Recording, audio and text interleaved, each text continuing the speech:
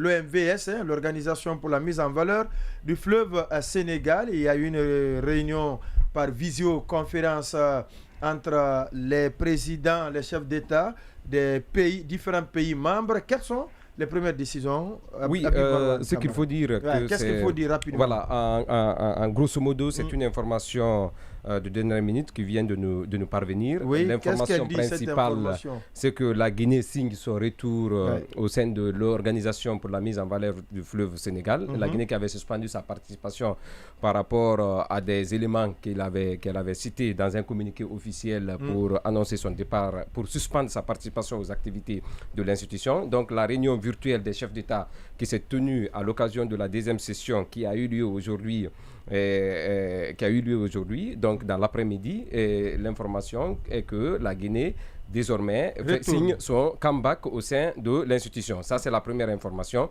La deuxième information, le poste de haut-commissaire adjoint qui faisait l'objet de litige parce qu'il n'existait pas dans les statuts de l'organisation a été réhabilité et attribué à la Guinée avec pour candidat, dont le candidat est Mohamed Max Bangoura, qui était l'ancien ministre des Affaires étrangères, qui ne pouvait pas passer pour les autres pays membres. Savoir, c'est quelqu'un qui a été fonctionnaire à la retraite au sein de l'organisation et au regard de ces gens, c'était inacceptable que ce candidat problématique de la Guinée soit accepté. Mais puisque le président de la Mauritanie qui tenait à ce que la Guinée revienne dans l'organisation, donc il avait dépêché le 10 octobre dernier le ministre des Affaires étrangères ici en Guinée du nom de M.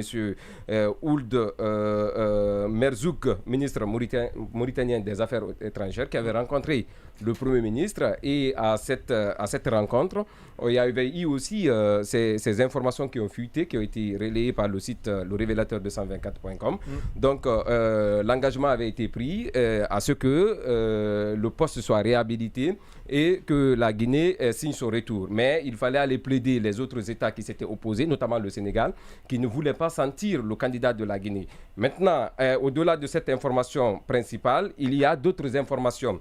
C'est ce que la Guinée a accepté de payer sa cotisation pour 2023. Vous savez, depuis 2019, la Guinée doit plus de 2 milliards de francs CFA à l'organisation. Mais pour marquer son retour, le colonel Mamadi a ordonné à ce que la subvention de 2023 soit payée. Et ça a été payé séance tenante selon nos différentes informations. Maintenant, il y a deux informations qui se greffent à l'information principale. Quelles sont ces informations complémentaires? C'est l'adhésion de la Guinée d'abord à la SOGED, c'est la société de gestion du barrage Diama, un barrage construit et inauguré en 1988 qui est situé entre la frontière qui est situé à la frontière entre le Sénégal et la Mauritanie. Mais ce qu'il faut souligner, ce barrage sert à fournir de l'eau potable aux pays frontaliers, notamment la région de Caille au Mali, mais aussi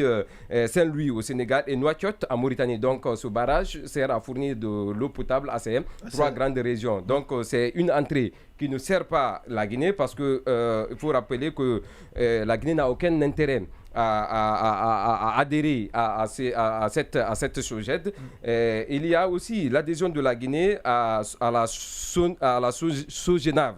C'est la société de navigation sur le fleuve, une société chargée de réhabiliter la navigation sur le fleuve de Saint-Louis, du Sénégal à Ambédi, au Mali, en passant par le Rosso en Mauritanie. Donc cette société n'a aucune activité qui concerne, parce que c'est une navigation, c'est les navires qui... Voilà, donc la Guinée ne sont pas concernés. On signe notre adhésion, on se demande pour quelle utilité.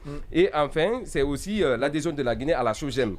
C'est la société de gestion de l'énergie de Manantali et qui est rentable car elle vend de l'électricité pour les trois pays. Et la Guinée n'a pas sa part dedans.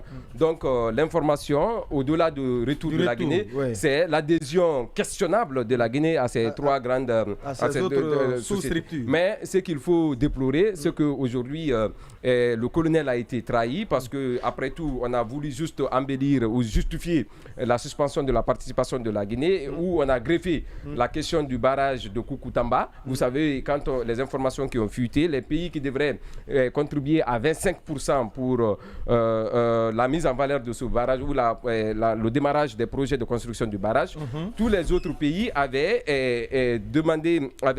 écrit auprès de la banque chinoise Exim Bank, qui était la seule banque qui avait accepté de financer la construction de ce barrage. Mais malheureusement, la Guinée, qui avait eu l'occasion de rencontrer les autorités chinoises et d'autres financiers, n'avaient jamais parlé de la construction de ce barrage. Donc c'est le retard de la Guinée s'expliquait par la Guinée elle-même. Et non, on ne peut pas imputer cette responsabilité aux autres pays. Malheureusement, aujourd'hui ou heureusement pour les autorités, parce que d'ici le soir, il y aura un communiqué qui va sortir pour savourer cette victoire, cette victoire entre guillemets de la Guinée qui signe son retour à l'OMVS. Mais c'est un camouflet parce que ce sont des gens, on a dit, Maurice Sanda et tous ceux qui ont conseillé le colonel l'avaient induit en erreur parce que c'était une suspension qui n'en valait pas la peine. Surtout que les motifs invoqués à l'époque, c'est des motifs qui nous reposaient sur absolument rien. Bon, on le dira, comme on aime à le dire, mieux vaut tard que jamais. La raison a prévalu. Mais désormais, il est de la responsabilité du colonel parce qu'il a été très bien briefé par le président mauritanien en marge de la 78e session de l'Assemblée générale des Nations Unies, qui lui avait fait comprendre que la Guinée n'avait aucun intérêt de sortir de l'OMVS, surtout qu'en 2005, le ministre des Affaires étrangères qui a séjourné récemment en Guinée, c'est lui qui a conduit l'acte d'adhésion de la Guinée au champ de Lansana Conté. À Bouremaya, c'est à Bouremaya qu'ils sont partis, c'est dans son champ que Lansana Conté à Dibreka, c'est là où il a signé l'acte d'adhésion de la Guinée à l'OMVS en 2005, avant son intégration officielle en 2010. Donc, l'information du jour, la Guinée a été réhabilitée, le poste problématique de haut commissaire qui n'existait pas, qui a été créé juste pour des circonstances qu'on avait évoquées ici dans cette émission en 2010 pour permettre à la Guinée, avec le retour d'Alpha Condé qui avait dit que la Guinée is back sur la chaîne internationale, qu'il fallait juste aménager un poste pour ne pas frustrer le pays qui devrait l'occuper. Donc cette fois-ci, ils ont accepté, ils ont fait le sacrifice pour le pays. Oui, allez-y rapidement, commentaire. Oui, un commentaire. Merci déjà à Mawan pour ces informations très très intéressantes que j'ai écoutées passionnément, et je trouve que c'est vraiment une victoire pour la diplomatie guinéenne, qu'il faut féliciter vraiment la diplomatie guinéenne, parce que de ce que j'entends, la plupart, en tout cas l'essentiel des revendications ont été prises en compte. Et ça montre encore, justement, comme je le disais à l'époque aussi, justement, on parle d'un fleuve qui, justement, entre autres, prend sa source en Guinée.